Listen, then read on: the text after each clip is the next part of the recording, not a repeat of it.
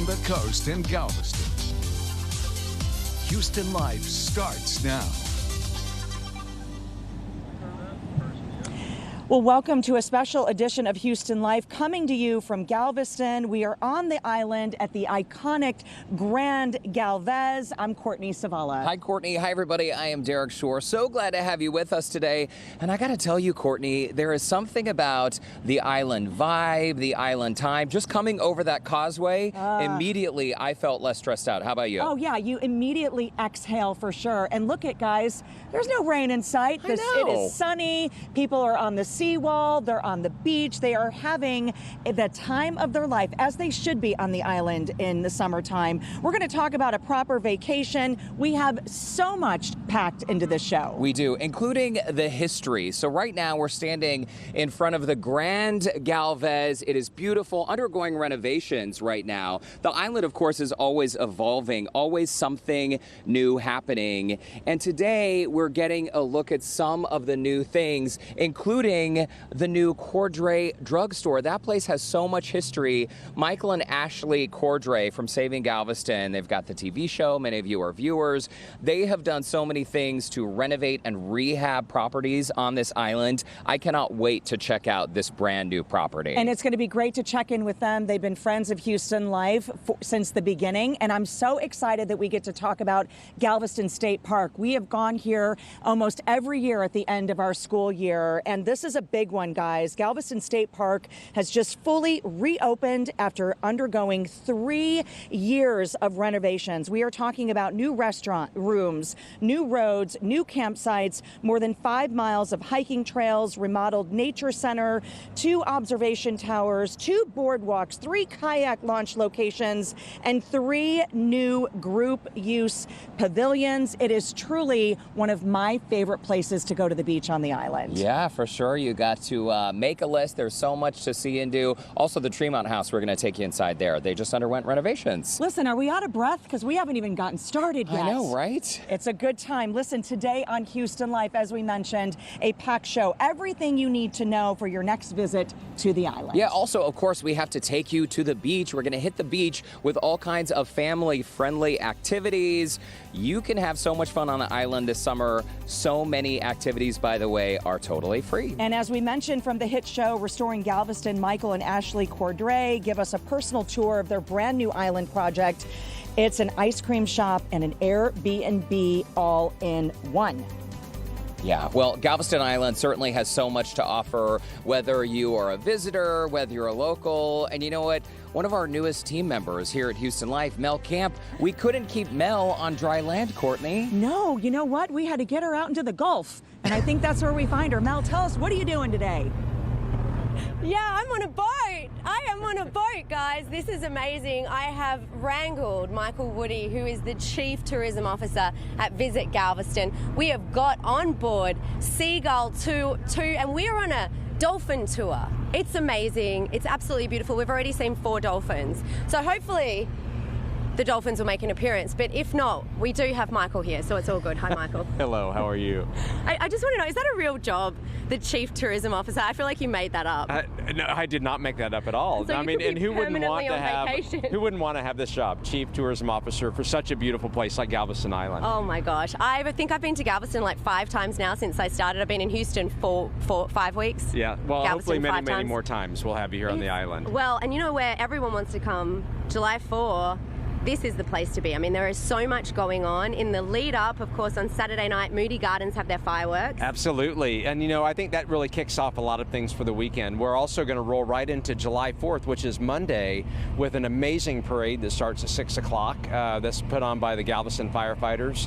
We're going to follow that with a great brass band. Matthew Hartnett and the Gumbo All-Stars are playing for us down on 37th and Seawall at the spot where we're going to launch the first drone show here for July 4th. This is amazing because drones are like the way of the future, but the future is here and really very much so in Galveston for July 4th. Tell us about this. I mean, this is not fireworks. This is a whole light show. It's like better. So we're really excited about it. So for us, our big role here in the community is about environmental sustainability and stewardship. So for us to really find that opportunity to do something different than traditional fireworks that really do drop a lot of debris into the water that we then turn around and have to pick up. And then it also really helps with people who have challenges with those noises, be it pets, be it military that have some of those challenges. I mean, that's a big thing. I think we don't think we have these big celebrations, but the fireworks can be really traumatic for people who are suffering PTSD and and also our fur babies as well. So I think, bring on the drones, which you will. It's going to be great. So two shows, 200 drones will lift up off of the 37th Street groin, right up into the sky. We're going to have a 12-minute show. Wait, did I hear them say dolphins? Absolutely. Oh my absolutely. goodness. Because we have a lot of dolphins here. So we're really excited. Again, this is drones and dolphins. Galveston has it all. Now I'm going to keep you on this boat, so no diving off and swimming home. Okay, stay with me. I was going to say, you stay with me. He's not going anywhere. We are going to keep looking for dolphins. Courtney and Derek, I'm going to keep Michael with me. We're going to find out about all the cool things, including dolphin tours that you can do here in Galveston if you visit Galveston. Well, it looks great, Mel. Listen, we have such a great show still to come. You can't come to Galveston and go on the beach and not want to make a sandcastle. But if you're not an expert at it, there's an easy way to learn. We're going to take you to the beach where you can figure out how to make these sandcastles that are so grand. And something tells me Lauren Kelly has found just the right partner to help her along with this process. My goodness, it's relaxing out here. But Courtney, I've sort of worked up an appetite. And when you come down to Galveston, you have got to eat like a local. A trip down here would not be complete without hitting some of these iconic spots. So we're going to do just that when Houston Life returns from Galveston. Don't go away.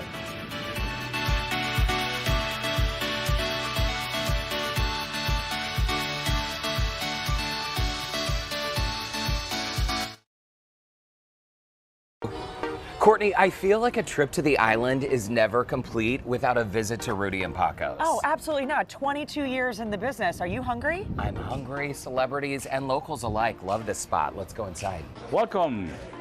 Hello, Good to see you. God bless you. How are you? I'm so glad you're here. Thank you so much. I really appreciate it. Spread. Yeah, unbelievable. Tempura, crab cake, exactly. A very small. Best mold steak. It's tiny. Lovely. Yeah. Look at the shrimp. Look at the shrimp. Colossal. Colossal, yeah. Oh Paco has business. Great, fantastic. We're so glad. We're so glad. And 22 years and going strong. Yeah, going strong. That's fantastic. What's the secret to your success, do you think? Take good care of my customer. That's important. I noticed some photos on the wall. Yeah. All the celebrities coming in here. All the celebrities. All the celebrities. You see that? I saw Andy Sirota, Liza Minnelli, Gloria Estefan, Frank Billingsley. All our people. They're looking for Paco. Yeah. Well, they've come to the right Well, place. I want you to enjoy, okay? We will. Thank you Please. so much. Welcome home. Thank you. Cheers. Okay, that was so over the top. Cheers. To the perfect lunch. So good. I know we're done, but look what I have. It's going to be our parting gift.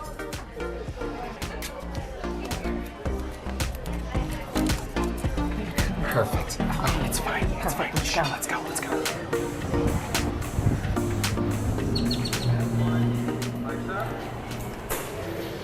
I mean, do you think they'll notice, Courtney? I don't think so. It looks very much the same. Oh my goodness, what a good time that was. And I'm full as a tick. Full as a tick. As Courtney Zavala would say. Listen, we had all the highlights on the menu. It was fantastic. The service was great. And it's so nice to be there. And you know what? And they're back up and running, so go visit them when you come to the island. Yeah, Rudy and Paco's, you got to add it to the list. Well, along with that famous name, Guidos, Yagas, Landry's, you know the names. And if you've been to the island, you've probably had a meal at least one of them. Oh, for sure. They're institutions here for good reason. The food food is truly amazing. But of course, if you're looking to try something new, which is always a good thing, it's best to ask the folks who actually live here. Enrique Ramirez did just that, and he's showing us how to eat like a local. Galveston, Texas, a great place for fun in the sun and a great place for food. We're very, very fortunate in the Houston, Galveston area. We have some of the best food in the country. I think Galveston is known for food. I mean, we've got a lot of great restaurants on this island. There's something for everyone. Breakfast, lunch, and dinner. You get different tastes. You know, you go to a chain, you can go all around the country, and it's good and bad. Everything tastes the same, which is consistency, but you don't get this much variety. There are so many great places to eat. My goal today is to introduce you to a couple of places you might not know about, but you should. Our first stop, the Gumbo Diner. And it's, you know, breakfast, lunch, and dinner. Fresh product. Our chef is here today cooking. We do a pancake and waffle bar as well. You know, breakfast-wise, the pancake and waffle bar is probably one of our top sellers. We do great gumbo, great burgers, and I would say at dinner, shrimp and grits. People come for the shrimp and grits. You know, when you come to Galveston, you gotta have shrimp. And again, there goes the cheese. Work the white for sure. And today's crowd is full of smiles and happy bellies. I wanted a real breakfast, so. Did you get it? We got it. It was really good. Nice little hometown feel, service at the bar, so it was fun. The food is really good, inexpensive, very tasty, and good service. Still hungry? Because we're not stopping just yet. Our next stop is Katie's Seafood House. Well, what Katie's does is we only sell what we catch, and we only sell fresh Gulf of Mexico fish. Everything we get comes out of our boats through our market right behind me here. This is the Alice May. It comes in and it delivers to Katie's Seafood Market on a regular basis. It's a snapper boat. It comes in, delivers snapper, and then it'll have some grouper and some tilefish on there probably. We catch the fish, and we have our own style of preparations. We here at Katie's make seasonings that just are typically Galveston, bring out the flavors of food versus add flavors. The food is just exceptional. It's, in my mind, one of the best seafood restaurants in Galveston. The food is always fresh. Okay, so Katie's was very nice and let me sample all this food here. Look at this. A little bit of everything. There's just so much food and it's so great. And I can't just myself. So I decided to get a little help, calling the reserves. Mel, how is it so far? It's really good. I highly recommend it with my mouth full. Well said, well said. I think it's safe to say they had a good time out there. So I think they like the food. Well, there really are so many great places to eat on the island. Great seafood and also just great places to hang out. Your favorites? Oh, don't ask me that question. I think the Mosquito Cafe, if you're going to go for breakfast, that's always a hit. How about you? Mosquito Cafe is always a hit. And Guido's, we love going to Guido's. Many members of our family have been there. I know the Guido family. Hi, Kimberly. So it's more special when we're there and having a meal over at Guido's. But all of them truly something special. All right, very nice. Still ahead on Houston Life, they are at it again. The Cordrays from the hit TV show Restoring Galveston. They have just opened up a brand new business in town. It's called Cordray Drugstore, but it is so much more than just that, and we're giving you an inside look. I'm drooling over that right now. It's ice cream, guys. Yeah. And next, from its role as the New York City of the South to the grit and determination to rebuild after countless storms, you're going to see the island a whole new way after we take a look at the history of Galveston. That's when Houston Life returns.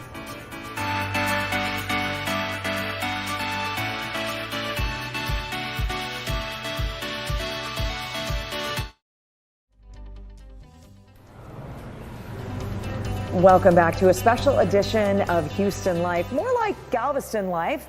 We're here at the newly renovated Grand Galvez Hotel, which is absolutely stunning inside and out, which, by the way, first opened on the island in 1911. Look at that shot right there. This building is one of the icons that has stood the test of time here in Galveston. This photo is from the 1920s.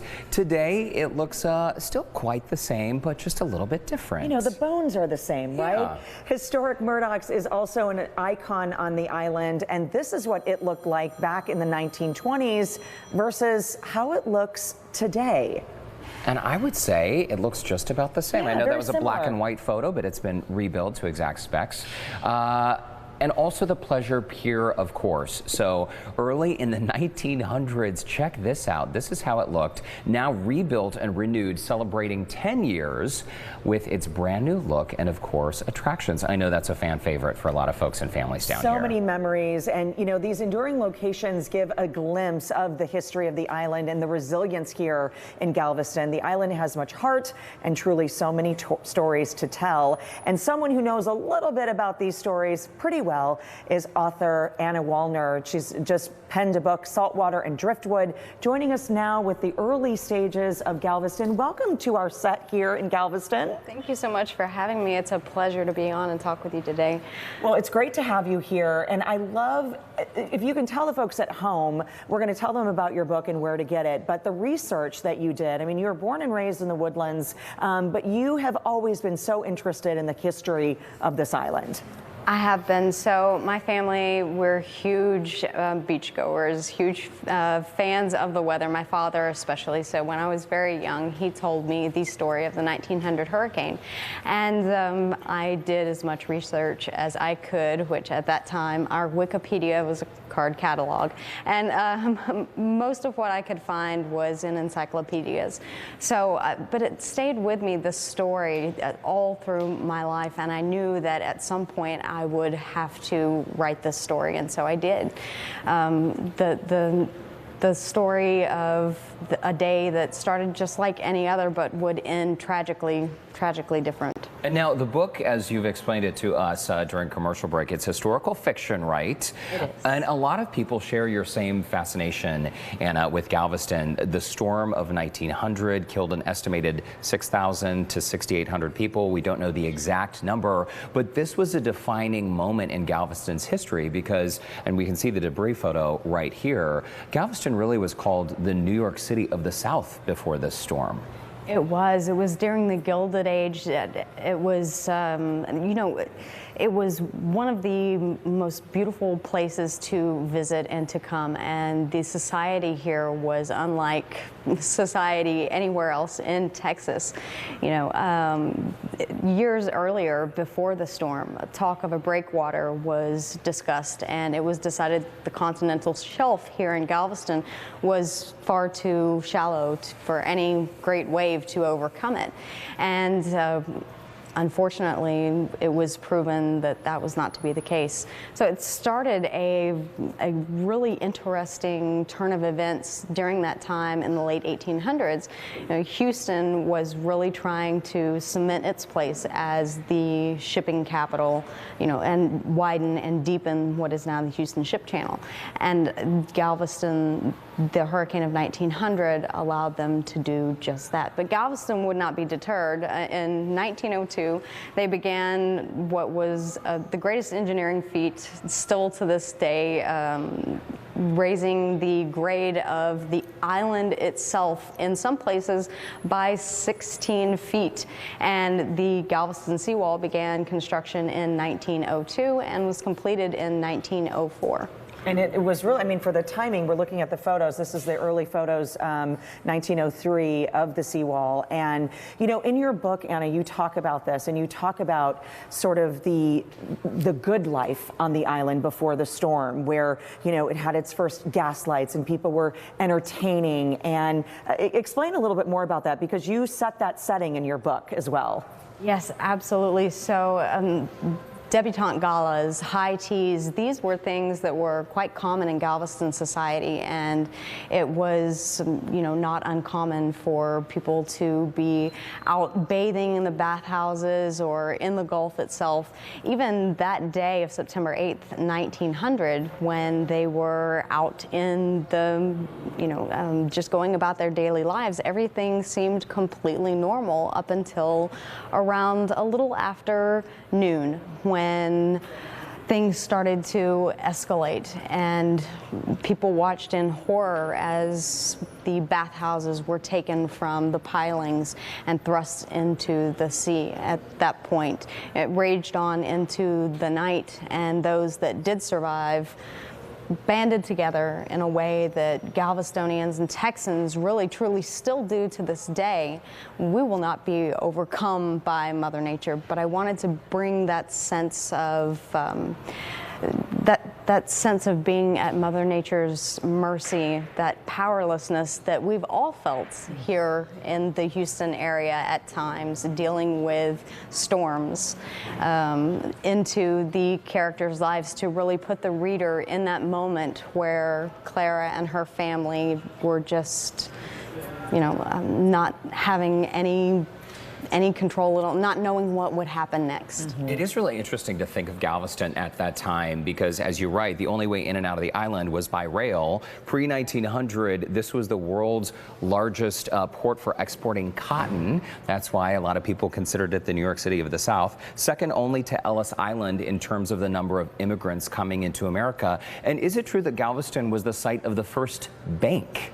The financial institution and the trade institution was amazing here in the late 1800s. So leading up to the storm, it was a financial boom on the Strand. So merchants would the ships would actually come into the wharf, offload their goods, and then sell them directly out of the front of the shops along the Strand. It was a shopping mecca for people of Galveston Island, and even people in Houston would come to Galveston to do their shopping because of that. Well, the tale of how this island became to be, it's all about great people, resilience, triumph. And so part of that is weaved into your book as well. And so many of these stories are still weaving today, as Mother Nature will never escape us either.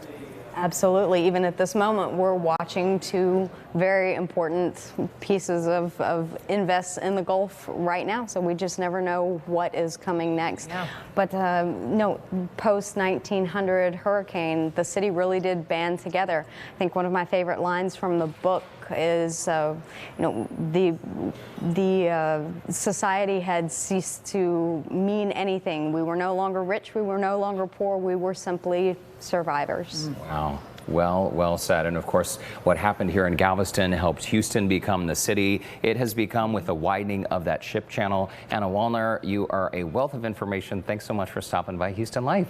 Thank you so much for having me. It was a wonderful pleasure. Yeah, great to meet you. And if you would like to pick up your copy of Anna's book, Saltwater and Driftwood, we do have a link on our website. You can find it by clicking the Scene on Houston Life section of HoustonLife.tv. Well, of course, we've enjoyed taking a look at how Galveston has evolved and adapted over the years, but there's one change that always gets people talking. Yeah, why the water in Galveston changes color. And we're checking in with Mel Camp yet again. Hi, Mel. Hi guys. Oh my gosh, the water is looking very nice out here. We are out in the Houston Ship Channel right now, coming to you from Seagull 2, and this is the Selma. It's amazing. This is from World War II. It was put here on purpose, but it's one very rare concrete boat. They built boats out of concrete. You know what? I got all the info, and Michael's going to join us in just a moment to tell us more about it. Here from the Houston Ship Channel on Houston Life. We'll be back in a moment.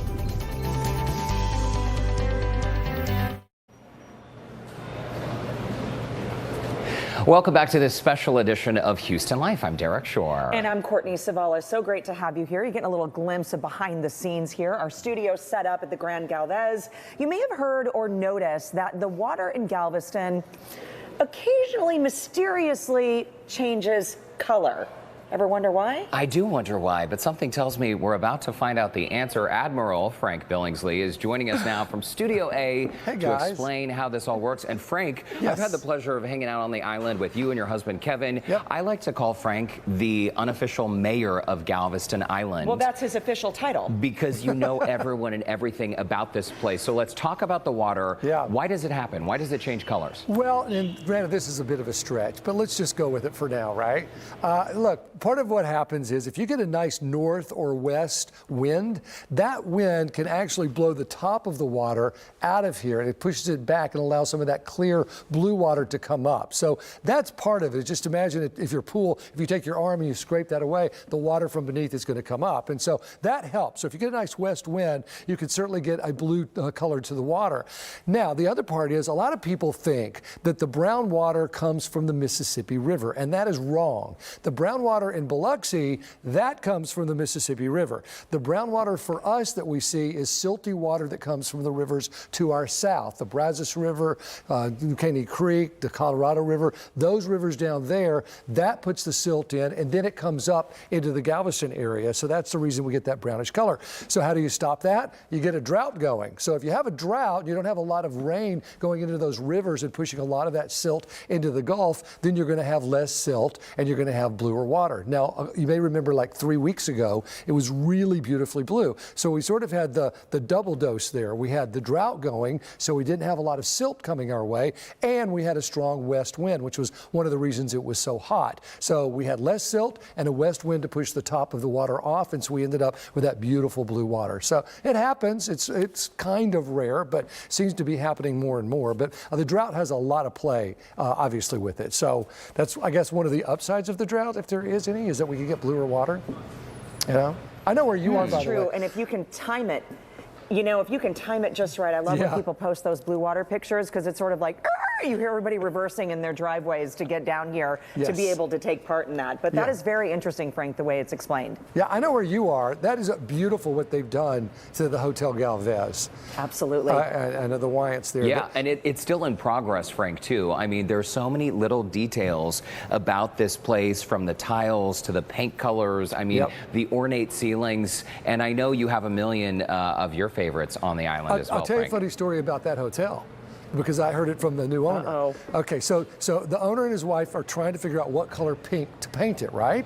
And so they love the Beverly Wilshire, they love the Royal Hawaiian, and so they're at the Beverly Wilshire trying with some chips to figure out what color it is. And the manager comes out and says, "What are you doing?" He said, "We want to know what color pink this is, because we want to paint our hotel this color pink." And so he says, "Well, just come in. I'll show you everything." And so he did. And guess what color that is on the Hotel Galvez? Texas clay. You're of kidding. Of course it is. Ask they them. had to go to the Perfect. Beverly Wilshire to figure that out. See, everybody wants a Texas connection, even those folks in Beverly Hills. I love it. I'm going Frank, to paint I my love house. it. Always a wealth of information. I'm going to paint my house Texas clay. Yeah, you're right. I love eating on the island. I'll tell you, you could start on Post Office Street. No better gumbo, even in New Orleans, than the Gumbo Bar. Tequilo's there. You are so great right. Mexican food. The Sushi Sky Bar across the street. Vargas, as well as Rudy and Paco. Fabulous food there. And of course, where you are, the buffet on Sundays, amazing. Amazing. So, okay. Yes. Frank, your check's in the mail. Everybody's very happy by all of those recommendations. You had us at Buff and Faye. Both of those together. Franklin, Admiral, unofficial mayor of Galveston. We saw you a lot of things. Thank you so much for stopping by Houston Life. And thanks for that explanation. That was very interesting. Very cool. Here's a little known fact for you. 14 years ago is when we started our tradition, coming to Galveston for the 4th of July, when Connor was just a sweet little baby. You know, there's so many favorites happening here on the island. The parade, the fireworks over at Moody Gardens. That's actually where our tradition started. But this year, the island has something new in store. And this is so cool. You want to mark your calendars for this. Instead of fireworks, how about a drone show? I am fascinated by this idea. Mel Camp joins us now with the 411. Mel, how many drones are we talking? Oh my gosh, wait, let me ask my expert, Michael. How many drones are going to be in the sky on July 4th? I have that information. 200 drones will be in the sky on July 4th at both shows, so at 9 o'clock and at 10:30. It's amazing. amazing. It's the way of the future. 200. There you go, Derek. 200 drones. Absolutely amazing. It's just going to look spectacular. I love that it's environmentally friendly. I love that it's, you know, it's thoughtful for people who may be suffering PTSD. All these things we don't think about when we're having fun with fireworks. Right. You know, it is, and those are all very important things to us. And really, for us, that's why we really look to a new alternative for traditional fireworks. And these drones are going to be fantastic and really something for people to come, enjoy, and experience experience something very unique because we're the only place on the Texas Gulf Coast that is doing a drone show for July 4th. So Galveston first. Galveston first. Exactly, exactly. That's so cool. So when do we want to turn up for the show? You know, I think the best time to turn up is certainly at 6 o'clock for the parade, because that's going to be fantastic, and it'll be right along Seawall. Well, same place where you'll see the drone show. Beautiful. And then we'll start off with entertainment around 8 o'clock with the brass band. It's going to be so much fun. Yeah. July 4th parade and the event and the drone show. It's going to be so great. But beyond that, Galveston has so many things that you can do. I mean, we're on Seagull 2. We've been spotting dolphins. It's been spectacular. And if you look over there, there's a cruise ship. Absolutely. It's just the place to be if you want to have fun. It really is. And you know, I mean, one thing we're certainly known for, the 32 miles of beach that we have here. We've got amazing beach parks for people to enjoy and recreate on. But there's so much beyond the beach that we really want people to come and explore. And that's going to be things like the museums and the attractions. We've got great art galleries, you know, and Michael, all sorts. I want to point out, because you filled us in before, behind the cruise ship is the ferry, and that is a really good way to get a little free sea trip. It's absolutely a fun way to get out onto the water. You can come down Ferry Road on the island and park at the terminal, and you can walk onto the ferry and enjoy a couple of 30 minutes. Like we are. Yeah. I recommend it. It's so beautiful out here on the water. It's definitely like much cooler. So you know what, guys? I just say get out on the water, have some fun, and visit Galveston. You can go to visitgalveston.com. Michael, thanks for joining us. Thank you. Sending it back to you guys, because I am going to keep looking for these dolphins. Woohoo! Jumping in? Well, something tells me, Mel, you're going to see a bunch more. And how mesmerizing is that drone fireworks show? It's really great, and it's going to be awesome as well. All right, Mel, have fun out there. We'll see you in a while. When we come back, from vacation rentals to boutique hotels, lodging in Galveston has something for everyone and, of course, every family. Next, we're going to check out renovations at some island favorites and preview a brand new offering from some famous faces. And it's a day at the beach for Lauren Kelly. We'll check in with her as she's been building a sand castle with, I don't know, some familiar faces right there. He looks like AJ. Yeah, he looks like your son. I think that might be him. We're going to meet the crew when Houston Life returns right after this. Pretty good. Look at that. They are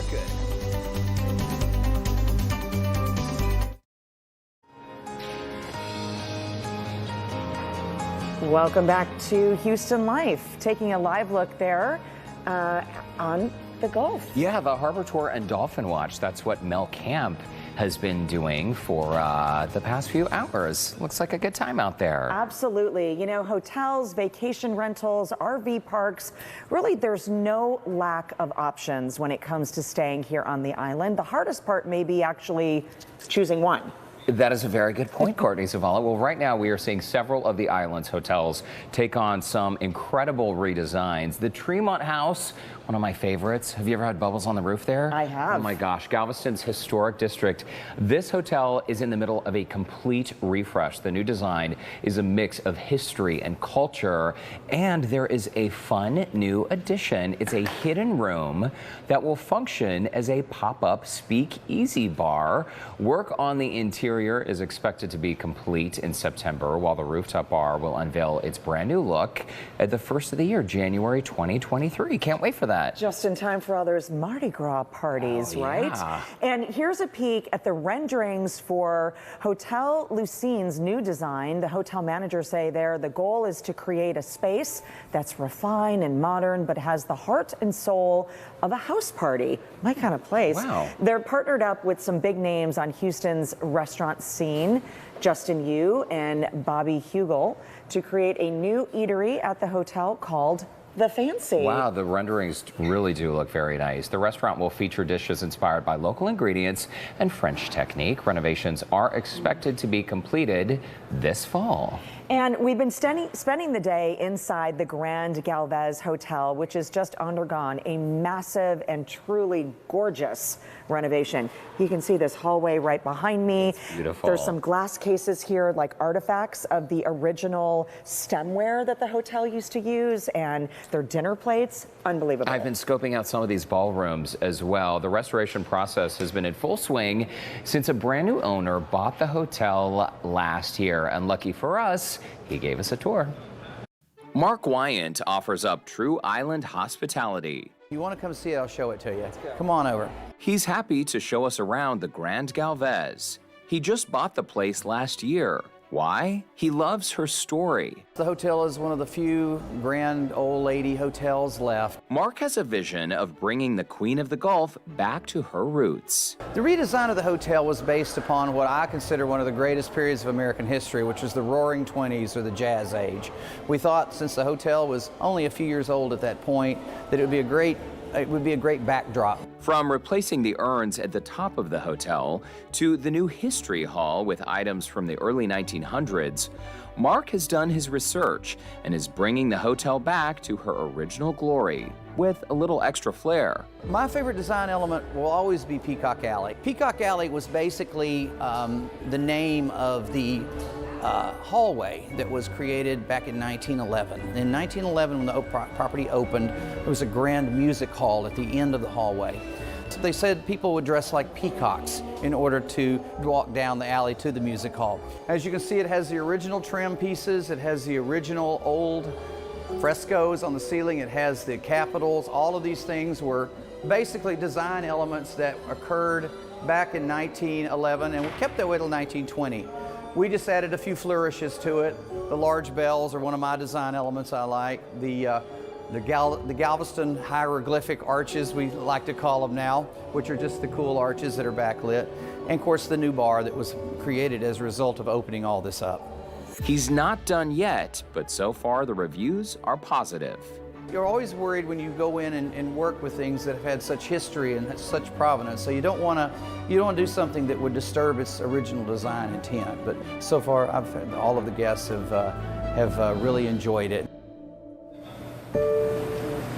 Look at that, so beautiful. In case you're wondering, first floor renovations at the hotel are nearly complete. Guest room renovations will be done after Labor Day. Listen, the Galveston hieroglyphics, you had me. When you see, look at this, flip-flops, pineapples, flamingos. It is the coolest thing backlit as you walk through Peacock Alley. Beautiful. Very awesome.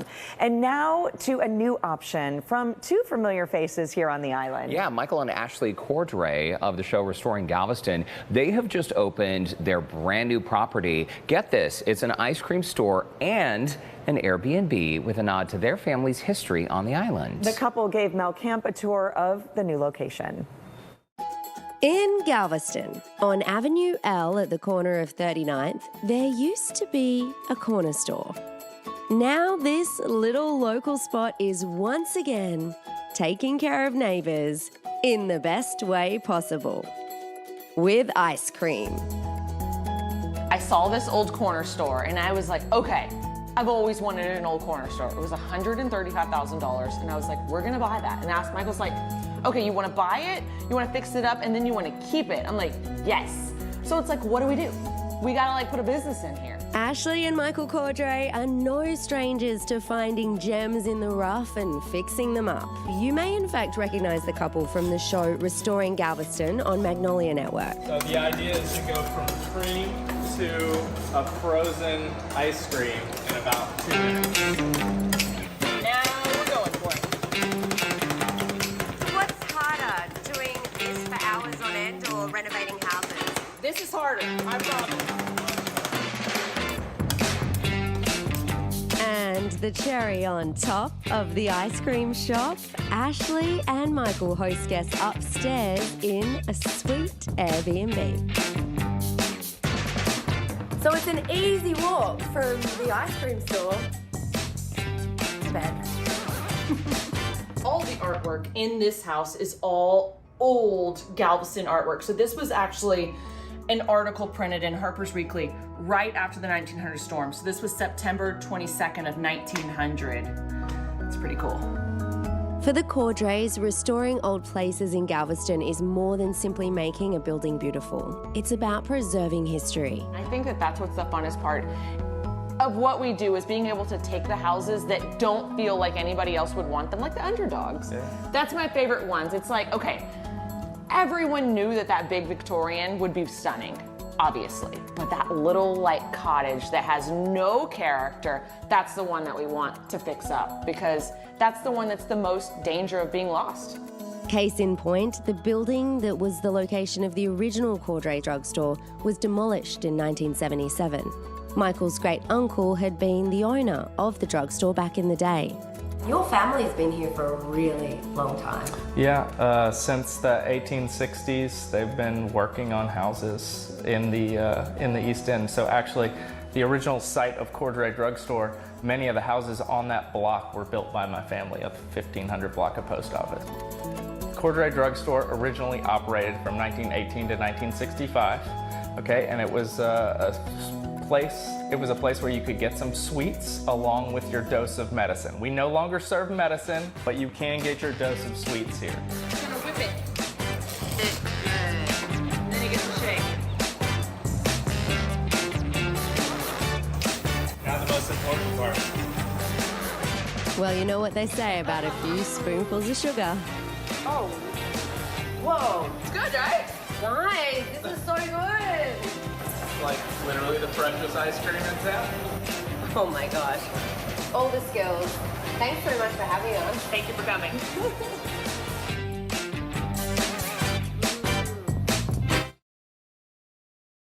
Well, you can ask anybody when it comes to Galveston, you cannot mention this beach without the beaches, right? We're here today at Stuart Beach and it's just been renovated, you guys.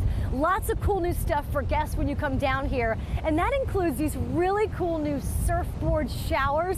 Any of the guests on the beach can use them. Look at this, really, really cool, in the shape of the surfboard. You get under it, get the sand off your toes, then you can get back in your car. But while we're talking about East Beach, we've got to mention the sandcastle building lessons. And this is actually something you can do every Saturday. They begin at 11 a.m.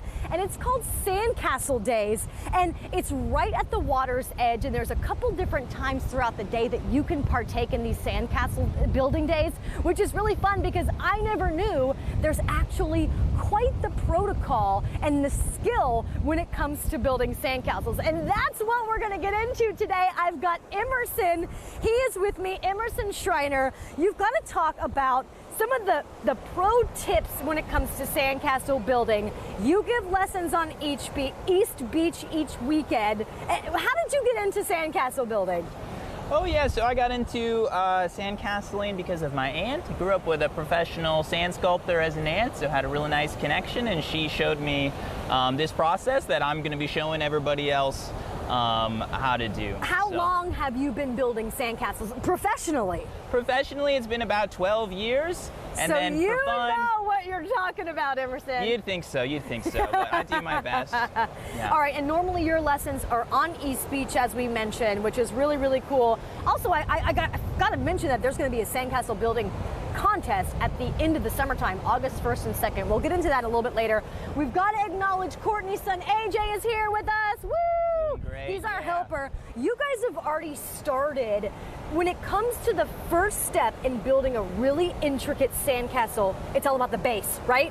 That's right. It's all about compacting your sand properly. So you want to compact your sand in a way that you have a solid structure that you can work with and then carve something nice out of. All right, and we saw you take the buckets, you filled it up with sand, and you kind of poured the water in, which made it like almost a glue itself. Yeah, so we use lots and lots of water. You want to use enough water to fully saturate your sand, and then what it does is it sort of hardens and it creates this nice solid block for you, and that's the stuff that's really nice to carve. All right, I'm ready to get my hands dirty, Emerson. Where can I jump in? Because AJ's really carving it out. These are like baking tools. You're really using sculpting tools for this. That's right, yeah, so this is like, this is a pastry knife, so it's a baking tool. What you can do is maybe start by carving a window. So what I would do is make a drawing. It can be whatever shape you want. A rectangle is a nice shape to start. Okay.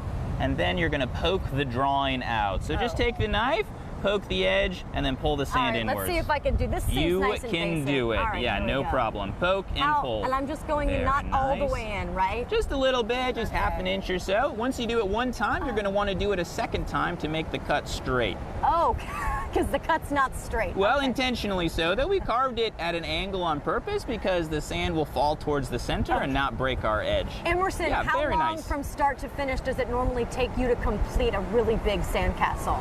It can take anywhere from a few hours to a week. A week? Yeah, absolutely. Oh You can spend that long. Some people spend longer, but yeah, usually the longest I'll spend is about a week on a project. Most of what I do, though, I do in a few hours or sometimes a full day. That's really cool. Well, thank you so much for all the tips and the advice. How are we doing here? What would be the next step for me? Yeah, so I from gave here, it a second window.